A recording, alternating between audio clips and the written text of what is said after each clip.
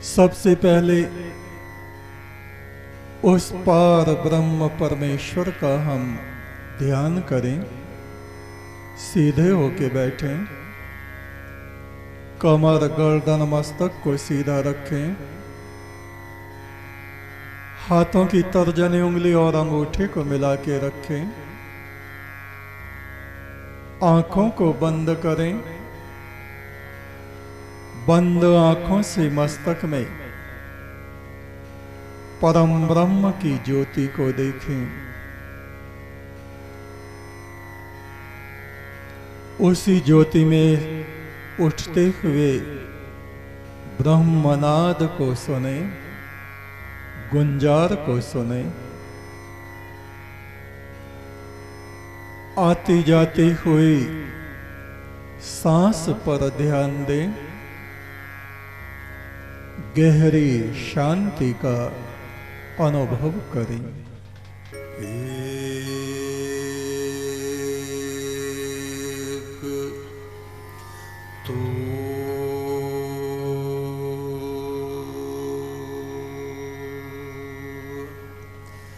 सच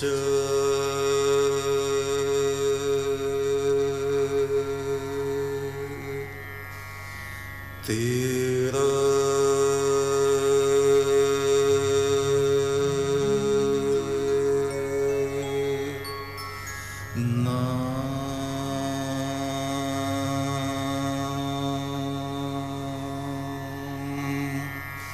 सच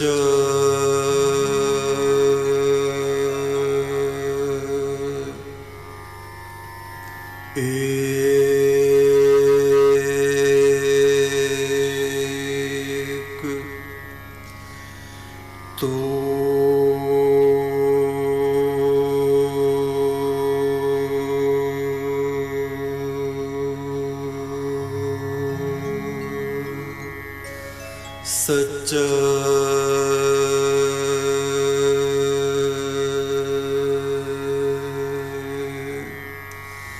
तेरा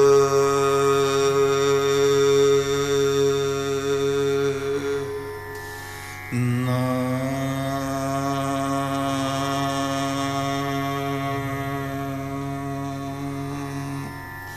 सच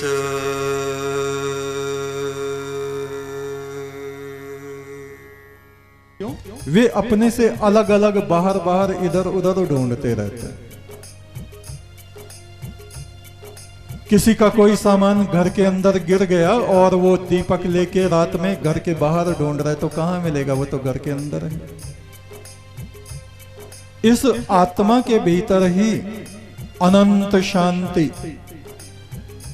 शंकरम परमात्मा का नाम है, ये किसी देवता का नहीं। शंकरम शांति प्रदान करने वाला परमात्मा,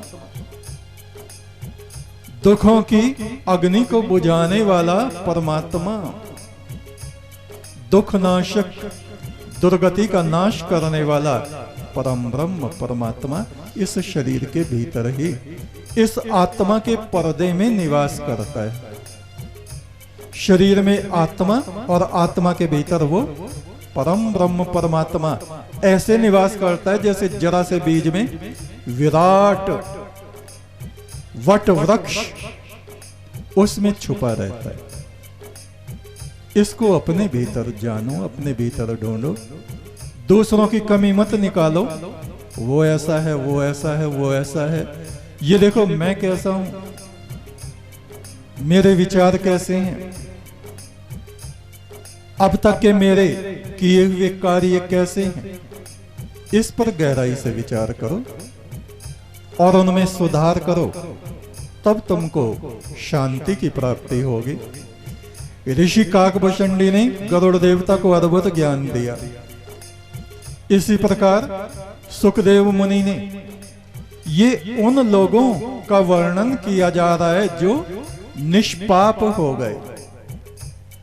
जो निष्पाप हो गए, परमात्मा ने उन मनुष्यों को देवता जैसा बना दिया, ऋषियों जैसा बना दिया, उनके भीतर से अपनी महिमा को प्रकट किया।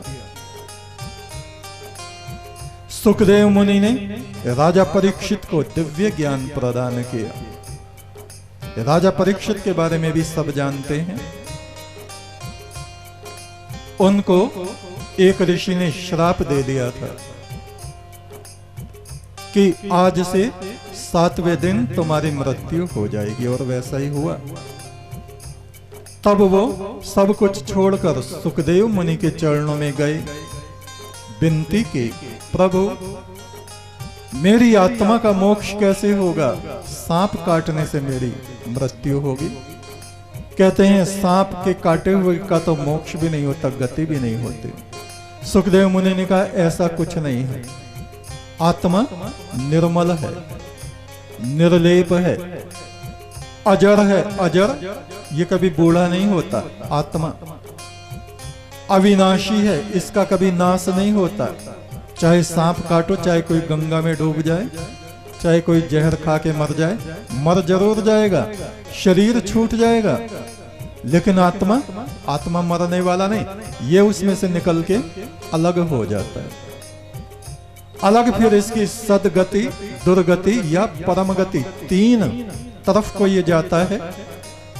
पाप कर्म करने वाला दुर्गति में, अंधकार में, अंधलोकों में प्रविष्ट हो जाता है। नरक जिसको कहते हैं, बुरी आत्माओं में चला जाता है। सामान्य कर्म करने वाला और पुण्य कर्म करने वाले स्वर्ग में चले जाते हैं। और परम गति वो है जो रात दिन उस परम पुरुष, परम ब्रह्म के ध्यान में रहते हैं। वे उस परम ज्योति से मिलके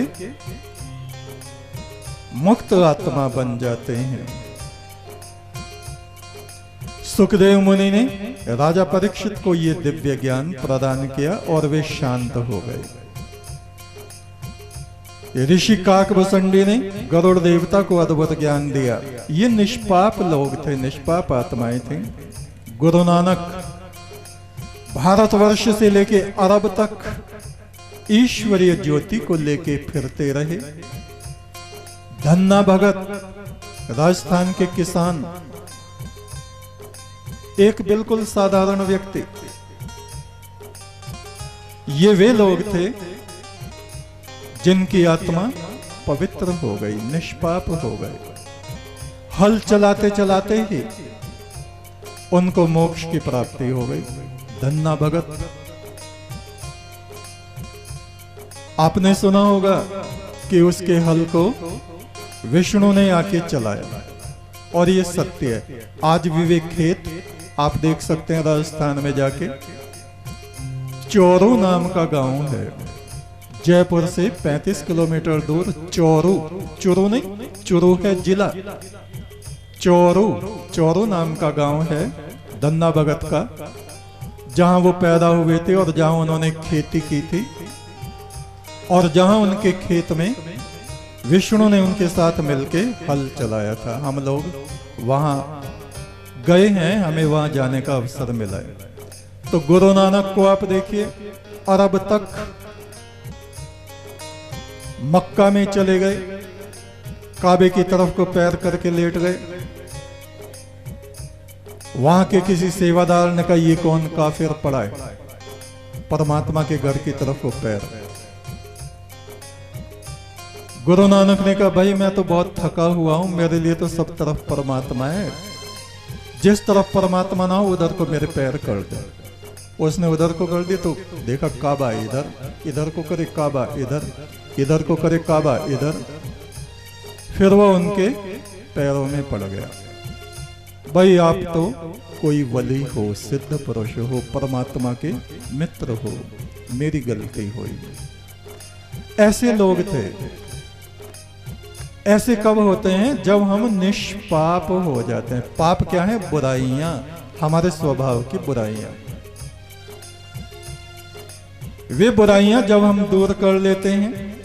बिजनौर की भूमि पे आप देखिए विदुर जैसे महाज्ञानी, विदुर नीति आप पढ़िए, आप अचरज से भर जाएंगे। एक एक श्लोक ऐसा विदुर नीति में आप पढ़ के देखिए। ये पुस्तकें कोई दुर्लभ थोड़ी है, आप इंटरनेट पे पढ़ लीजिए, विदुर नीति लिख के सर्च करें और पढ़ें उसको। विदुर हस्तिनापुर में राज्य मंत्री होते हुए जहां रात दिन षड्यंत्र हो रहे हैं, लोगों की बुद्धि भ्रष्ट हो गई है, हस्तिनापुर में कौरवों के द्रौपदी के वस्त्र खींच रहे हैं, ऐसे स्थान पर रहने वाला एक व्यक्ति धर्मात्मा महात्मा परम ब्रह्म के ध्यान में निमग्न है। उन्होंने देखा जब यहाँ पे ज्यादा अत्याचार हो रहे हैं, उस जगह को छोड़ के, हस्तिनापुर को छोड़ के नाव लेके और इधर उतर के बिजनौर में आ गए। विदुर कुटी उनका स्थान है, हम सब जानते हैं। ऐसे ही कबीर कपड़ा बुनते थे, रविदास अपना काम करते थे जो उनको मिला था चमड़े वगैरह का, लेकिन उनका हृदय निर्मल हो गया, निष्पाप हो गया, तो उनके भीतर से ईश्वर की आभा चमकने लगी। शीशे पे धूल जमी और जब वो शीशा साफ हो गया और सूरज की तरफ को करो तो वो लाइट मारता है। मेरा मन चंगा तो कठौती में गंगा। कितने महान ऋषि आत्मा हुए, कितने परमात्मा ने कैसा प्रकाश उनको बख्शा। आप ये देखो, हम लोगों को भी वो बख्श सकता है जब हम अपने हृदय के पात्र को, शीशे को साफ कर लें, निष्पाप हो जाएं। फुल संदे वाले बाबा कहे, प्रभु इतनी सी कृपा कर दे। फुल संदे वाले बाबा कहे, प्रभु इतनी सी कृपा कर दे। पापों से भरे संसार में शुभ कर्मों का उजाला भर दे। पापों से भरे संसार में शुभ कर्मों का उजाला भर दे।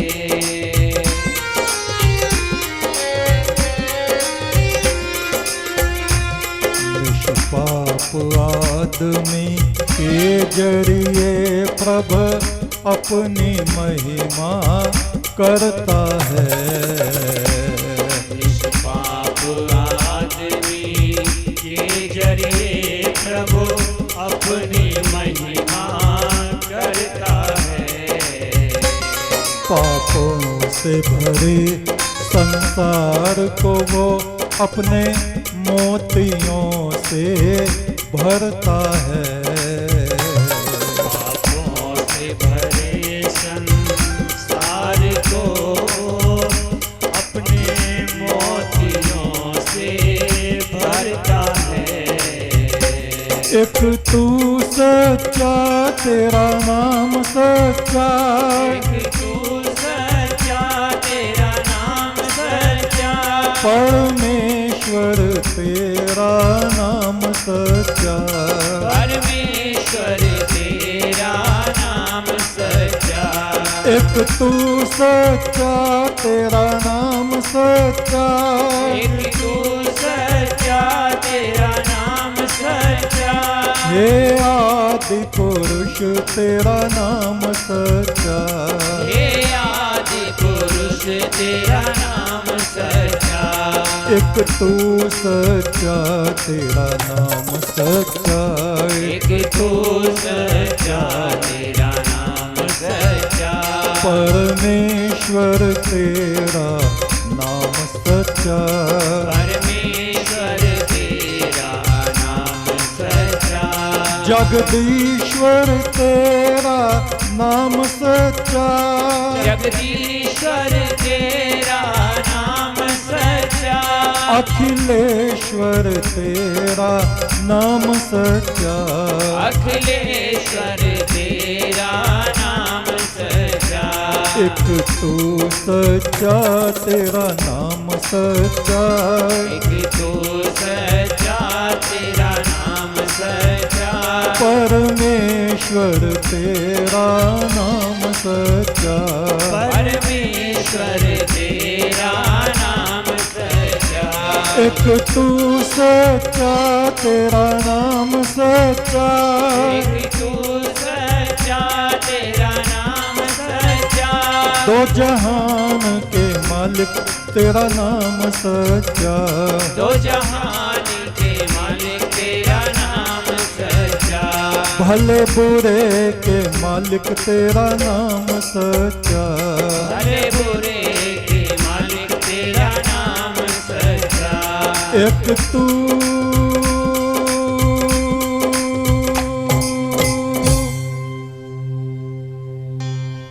एक तो सच्चा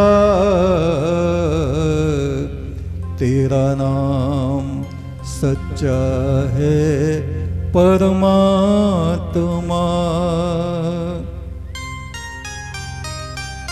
ये ऋग्वेद के ऋषि कहते हैं, ओम प्राग्नये वाचमीरया, हे ज्योतिर्मान प्रभ, मेरी वाणी मेरी प्रार्थना तुझ तक पहुंचे।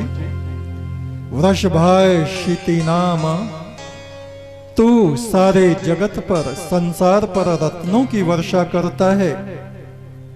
चुगने वाले रत्न चुगते हैं और जो बेहोश हैं संसार में वे तिनके इकट्ठे करते फिरते हैं। सनः पशरदति द्विषः, दूसरों से द्वेष ईर्ष्या घृणा लड़ाई झगड़े करते करते मनुष्य विष के समुद्र से घिर जाता है। उसका जीवन अशांति दुख कलेश से घिर जाता है। हे परमेश्वर, आकाश तेरा सिंहासन है, जमीन तेरे चरण रखने की चौकी है, देवता तेरी आराधना करते हैं। हे परमेश्वर, अपना दिव्य आलोक तू हमें दे, अनंत शांति तू हमें दे। तेरे जिस अमृत को देवगण स्वर्ग में बैठे पीते हैं, अपना वो ही अमृत हम मनुष्यों को, हम देवताओं के पुत्रों को इस संसार में तू प्रदान कर। 33 करोड़ देवता करते तेरी आराधना, दोनों हाथ पसार के मैं मांगूं तेरा चांदना।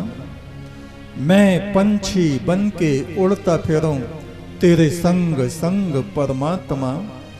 मुझे भूख लगे न प्यास लगे, पीऊं तेरे मुख का चांदना।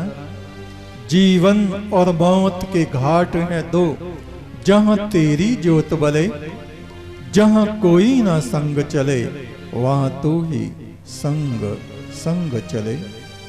हे परमेश्वर, तू सच्चा है, तेरा नाम सच्चा है। तेरा उजाला तेरी पवित्र आत्माओं के साथ साथ चलता है, इस धरती पर भी और परलोक में भी। वेद मंत्रों से करो परमेश्वर की आराधना, लेकिन भूल न जाना अपने राष्ट्र की उपासना। मेरे राष्ट्र का हर एक व्यक्ति आत्मा से तपस्वी और शरीर से एक मजबूत सैनिक बने, जो अपने धर्म की, अपने राष्ट्र की सेवा कर सके, रक्षा कर सके। एक तू सच्चा तेरा नाम सच्चा, एक तू सच्चा तेरा नाम सच्चा, संसार के मालिक तेरा नाम सच्चा। एक तू सच्चा तेरा नाम सच्चा, संसार के मालिक तेरा नाम सच्चा। एक तू सच्चा तेरा नाम सच्चा, संसार के मालिक तेरा नाम सच्चा।